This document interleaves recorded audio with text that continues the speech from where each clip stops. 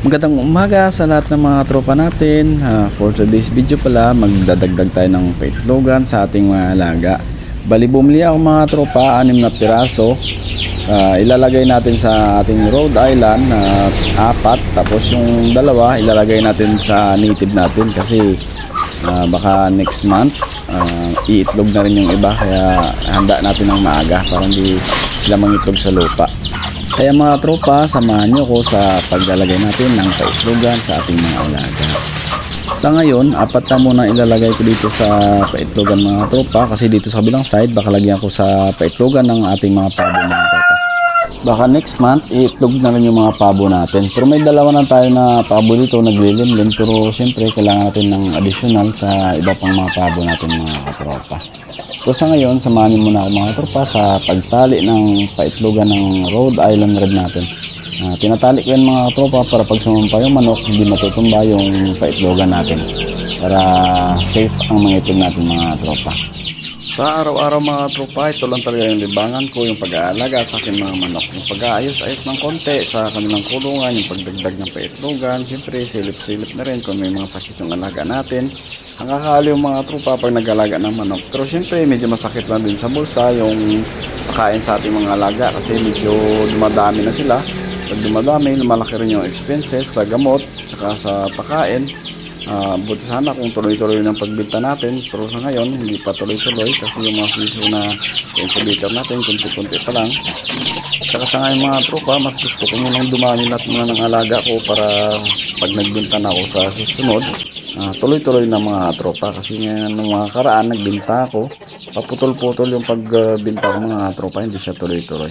Pero sa ngayon mga tropa, may itlog na ako na in-incubate dun sa aking incubator. Baka gusto nyo magpa-reserve ng mga sisiw, pwede kayo magpa-reserve mga tropa, para makabawi rin ako sa feeds na pinapakain ko sa aking mga alaga. Kaya kahit papano magbibinta pa rin ako pangbawi lang sa feeds mga tropa at sa gamot ng ating mga alaga.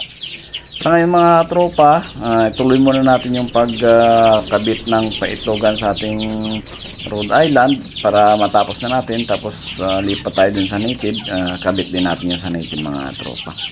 Saka bukas mga tropa, ilalagay din natin yung gulong na paitlogan ng pabo natin. May nakita kami dun sa daan, mga 6 na piraso. Kaya kinuha namin, may nagtapon doon mga tropa. Sayang naman, pwede pa magamit sa paitlogan ng pato at saka pabo. So sa pabo ko gagamitin itong mga tropa kasi yung pabo malaki, hindi kasi dito sa paitlogan na to. Gamitin ko din sana sa pakainan at painuman ng pato, pero yung kanya parang pudpud na mga tropa kaya hindi na pwedeng pakainan at painuman. Kaya gamitin ko na lang siya sa paitlogan ng pabo. Magagamit talaga natin mga tropa. Papakita ko rin sa inyo bukas mga tropa. Pero sa ngayon, tapusin na muna natin yung ginagawa natin. Tapos lagyan natin ng ang tawag nito, yung tuyo ng dahon ng saging. Yan yung ginagamit natin dito mga tropa kasi wala tayong damo ngayon. Pag ulan, basa yung mga damo, hindi tayo pwedeng kumuha doon kasi pangit yun pag basa.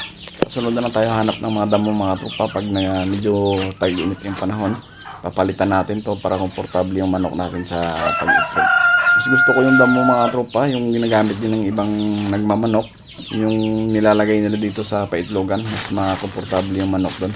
Tsaka doon din sa gulong ng pabo, yun din yung gagamitin natin. Pero sa ngayon, daon ng saging lang muna mga tropa kasi wala pa tayong makitang damo, puro basa.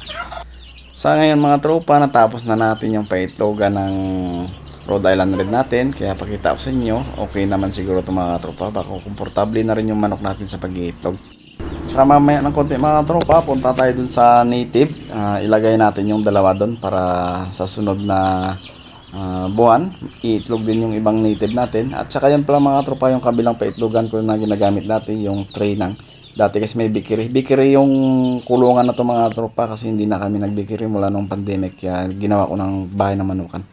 At saka ito na pala mga tropa, kinabit ko na, hindi ko lang binidyohan kasi wala akong pagpatungan, walang magbibidyo sa akin, kaya kinabit ko na mga tropa, at least natapos na rin. At saka mga tropa, diba kahapon nag-video ako, nakita ko sa inyo yung dalawang itlog na maliit. Pero ngayon, yung itlog niya, malaki na. Hindi nadagdagan yung maliit, dalawa pa rin.